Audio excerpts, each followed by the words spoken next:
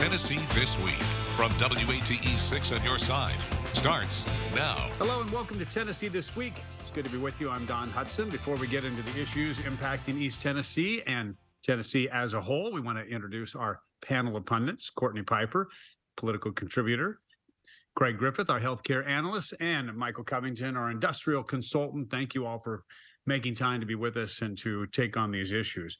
We got to start with, the elephant in the room, so to speak, the impeachment inquiry. Kevin McCarthy, speaker, saying things like abuse of power and corruption. Just a couple of quotes from him. Found that the president lied to the American people about his knowledge of his family's foreign business. Bank records showing $20 million in payments to Biden family members through shell companies. Treasury Department flagging 150 transactions involving the Biden family and others as suspicious activity by U.S. banks. The White House response to all that is they've been looking for things for 9 months. They've turned up no evidence of wrongdoing. A lot of Democrats just say there's no evidence. Is there evidence? Is that evidence going to just be circumstantial, or is there real evidence? And whoever wants to jump into this first, we'll just let it play out. Well, on this program, when the Democrats impeached Trump, I said that what you're going to get is every time there's a situation where you have the president of one party and the House controlled by another party, you're always going to have impeachment inquiries, and that's exactly what happened.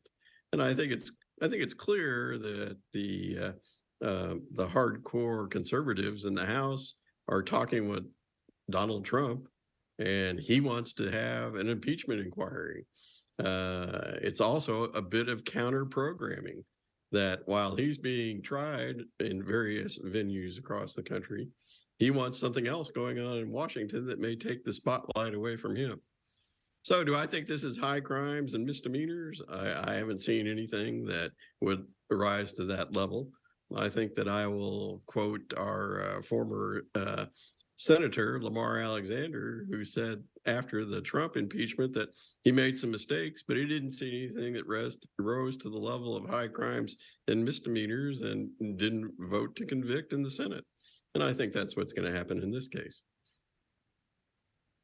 The motivation behind these impeachment hearings is incredibly transparent. In addition to all the things that Craig just laid out, it's clear that Speaker McCarthy wants to keep his speakership, and that the more conservative right-wing sector of the Republican Party pressured him into doing this.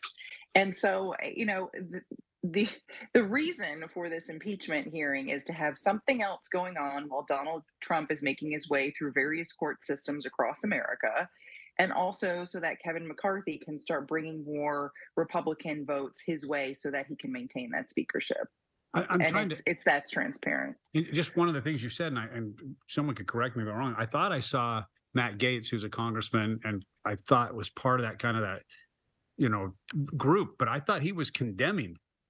I thought he came out and condemned the inquiry.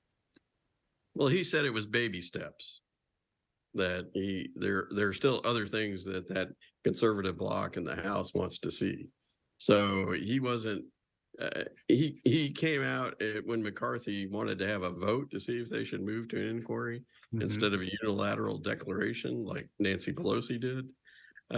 So he described it as baby steps, and they're just trying to rattle McCarthy's chain to remind them that he has a very thin majority and a very thin. It took 15 ballots for him to be elected speaker. Michael, I need you to weigh in before we move on to anything. Well, the older I get, the more I can almost see things coming. It's like there's a crystal ball.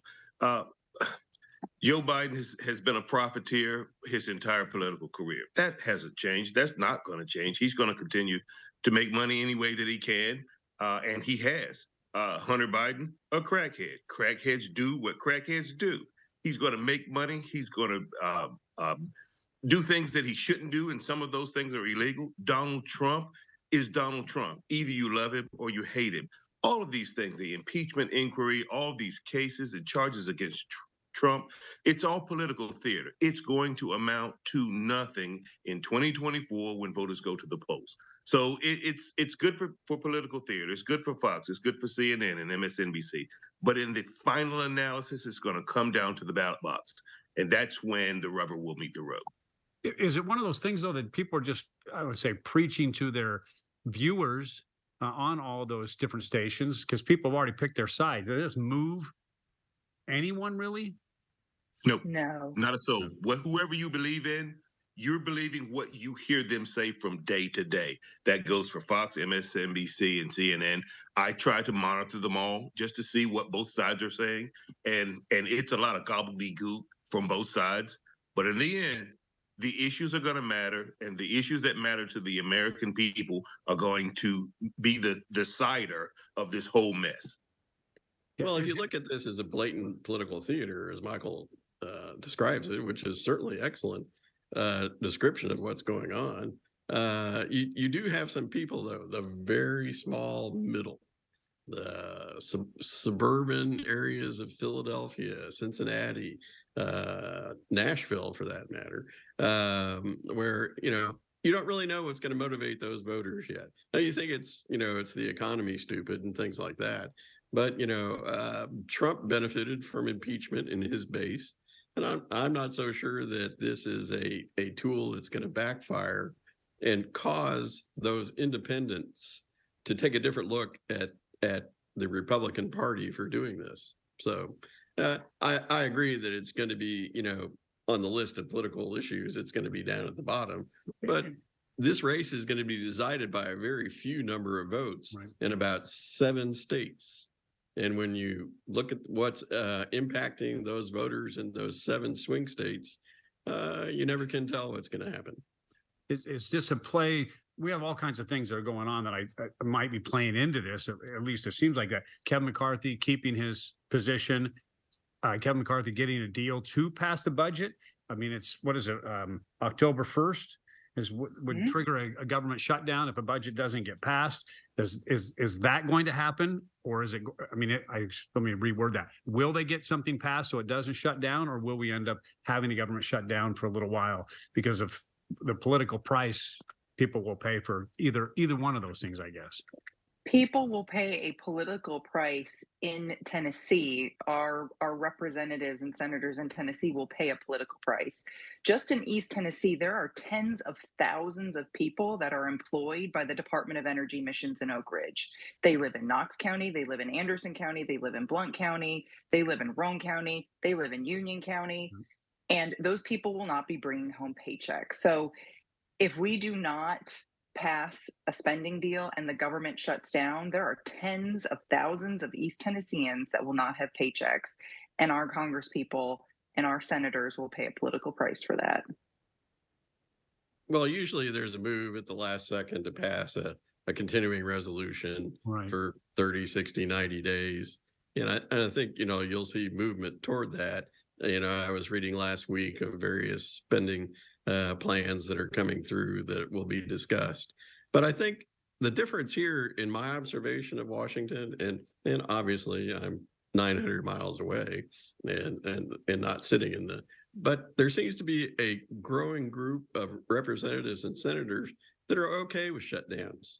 They don't really think that they'll pay a political price, and they're willing to go ahead and shut down everything but Social Security, and things like that, and for the points they want to make in their budget discussions, because they understand that they don't have a winning path in regular order. Regular order is passing a budget, all the 11 or 12 appropriation bills, how many it is.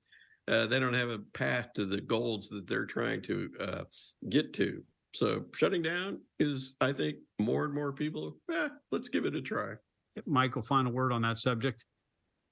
I think they'll find a way to make certain that neither side is able to benefit from a shutdown. I'll say that. There will be some means of taking this off of the table so neither side gets to use it in the presidential election in 2024. All right. Well, covered a lot of things right there, but let's take a quick break and we'll be back with much more.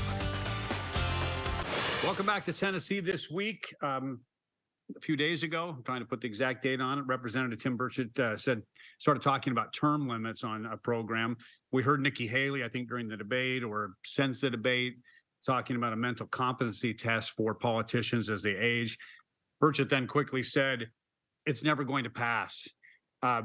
Does term limits ever have a chance of it happening when it comes to the U.S. House and the U.S. Senate? As long as Congress people and senators can get elected, go to Washington as middle-class Americans and become millionaires, it is not going to change. Yeah, it's not going to happen, because I think even Congressman Burchett said that those same Congress people that you would be term limiting, they would have to vote for their own term limits. And, there are opponents of term limits, and I really understand their arguments that Congress people and senators, the more seniority you have, the more influence and pull you have in committees and over the budget, which means the greater your ability to do things for your constituents. That comes with seniority.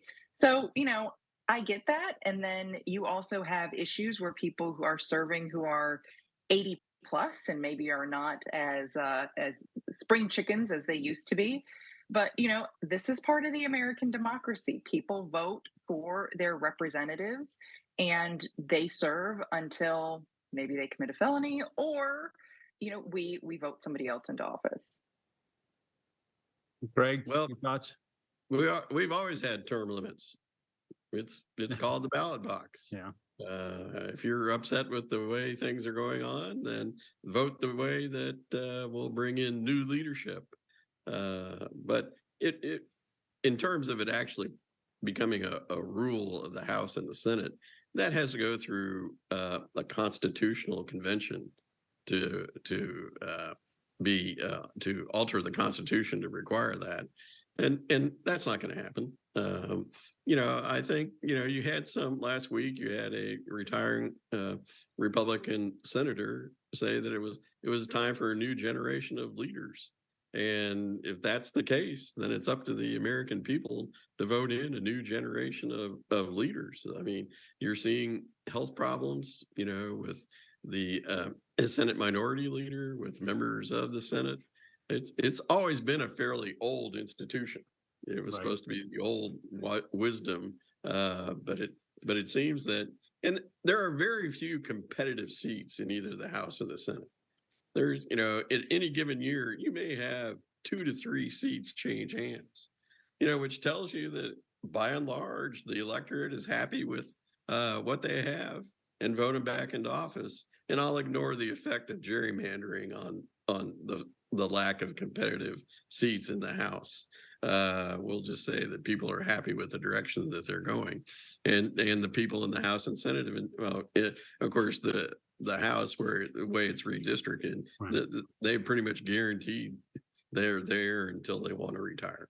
Well, and people are aging. In America, people are living longer, and there are more people who are older who vote, and maybe some of them just say, "Hey, I like seeing somebody who looks like me, who is my age, handling these matters instead of somebody young, inexperienced." Well, that's true. I mean, one of the most important sectors in American politics now is called the I-4 corridor. That's in Florida, goes from east to west coast, goes through retirement villages of hundreds of thousands of senior citizens. And you're right. I don't think the issue that the Republicans are making concerning concerning Joe Biden's age is going to resonate in the I-4 corridor.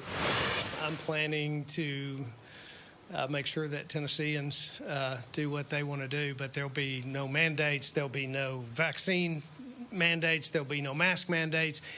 We learned in the last one that the government does not need to tell people how to live their lives with regard to their own personal health. Those are decisions that they need to make, and that's the way it'll be going forward. Governor Lee came out and said there will be no vaccine mask mandates. Will we ever see mandates like we did in 2020? Things like that just, mandating you have a mask, and kids and things like that, all the things that happen to schools and businesses will be much different this time around or next time around.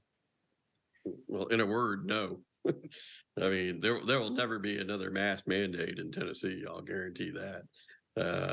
And in terms of Lee's term limited, so he doesn't need to get any supports. But there'll never be a mask mandate come back.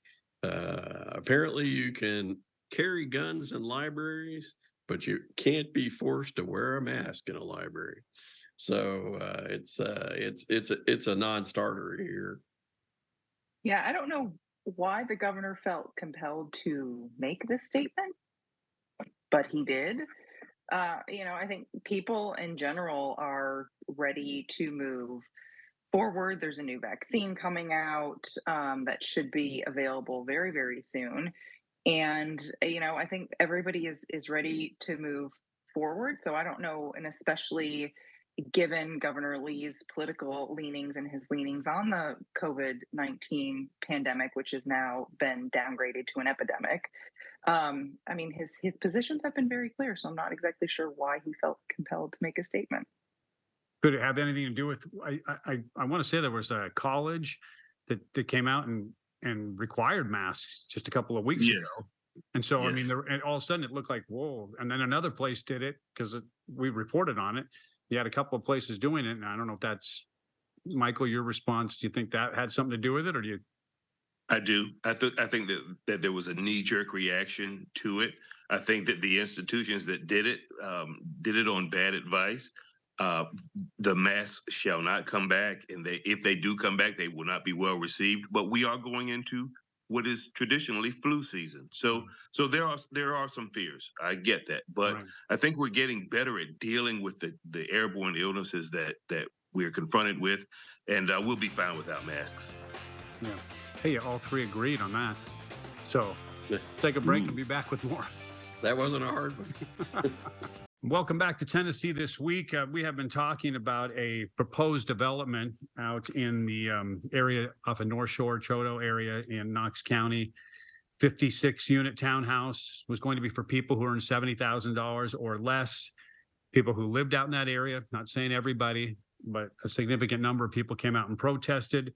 And now we understand the Dominion Group, which had proposed that idea and was supposed to be up for a vote on Thursday with the Planning Commission, pulled the project, said, we'll go look for another place. I guess what the question is, what's that message to those who say, hey, not in my backyard? What's that message to municipalities trying to get houses built and developers trying to make money by building houses because of our housing shortage? I think it tells organizations like KCDC and all these other institutions and agencies that are trying to build housing developments on every large blade of grass that it's just not going to be acceptable. And my hat goes off to the folks in Farragut that fought this off. And I hope that other areas will fight this off, that there needs to be a better way to deal with the homeless crisis or the housing shortage than just piling units of townhouses and apartments on people in areas where they've purchased space. They want space. They don't want their schools crowded. They don't want their streets crowded. And if they can fight it off, I think they should. And bravo to the Farragut residents.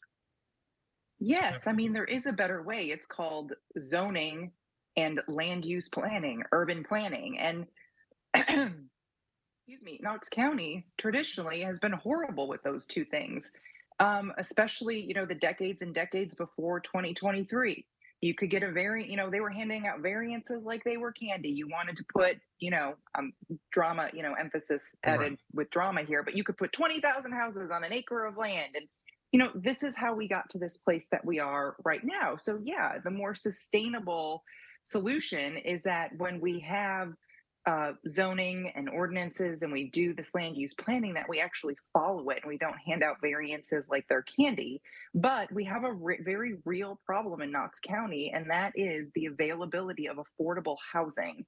Somebody who is making a family that's making under $70,000 a year is not homeless. They are working. Right. They're working class, and they deserve to have a home just like you or I. So I think it's really unfortunate that this discussion got as ugly as it did in Farragut. It was not a good look for our community, but this kind of housing is needed. It is absolutely needed, and it's needed all over the county.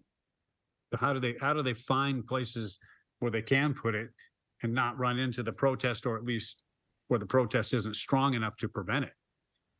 You might run into the city and the county's experience with the 10-year plan to end homelessness under the Ragsdale administration many years back would indicate that there's no way you can find that there's not a solution to finding a piece of land that won't affect someone in some way that will protest.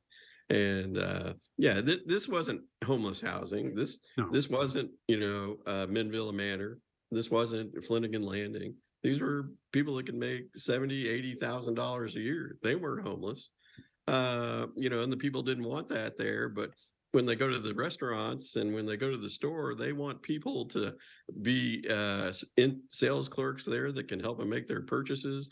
They don't want to wait an hour for their food in the restaurant. And they seem to not understand that you need housing for that middle class, working middle class, to meet our labor needs in the community. So it's a very difficult. The NIMBY phenomenon is real. And I think it's up to the city and county to get together again and identify some areas where there can be this type of housing put in, affordable housing, the missing middle, as Cortney said, was going to be, something that we're going to have to concentrate on in the next 10 years.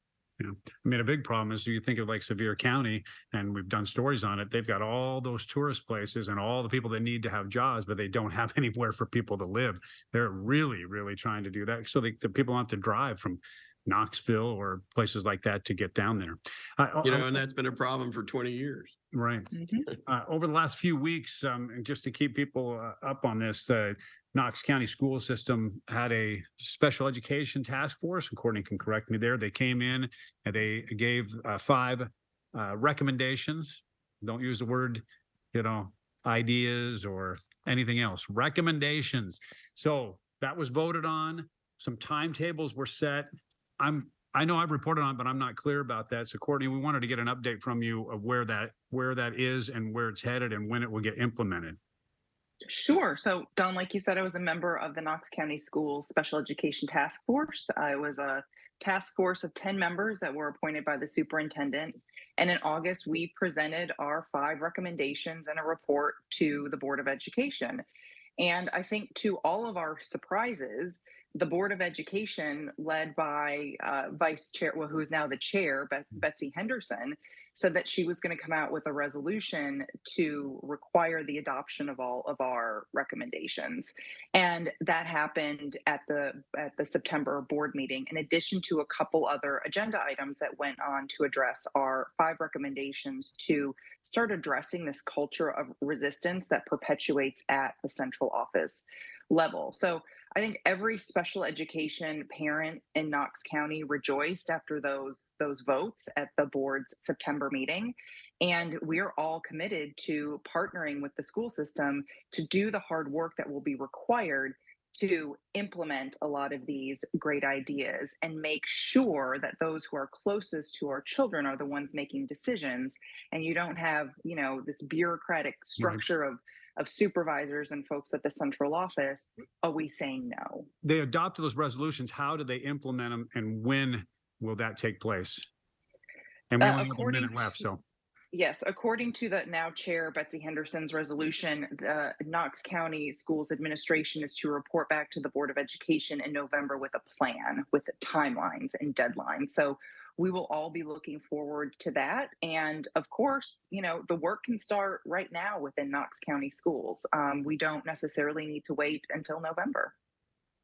Craig, Michael, you guys have been around long enough. We only have a few seconds, but you're surprised that it went this smoothly when someone actually said, hey, we have some new ideas to do it better, and it was adopted? Tenacity. Well, congratulations to Cortney and the task force for the hard work they put into it. Kind of like the citizens in Choteau. They worked hard, they rallied, and they were able to achieve their goal. And Michael, real quickly. Bravo, Cortney and your crew. Bravo. Yeah, it's a great thing for all those kids, all those families, that's for sure. And then hopefully other counties will see it that need to maybe get a little bit more progressive, they'll see it and they'll jump on board as well. We want to thank our panel for being with us. We want to thank you for watching, and we'll see you next week here on Tennessee This Week. The views of guests on Tennessee This Week are their own and do not represent the views of WATE 6 on your side or Nexstar Broadcasting.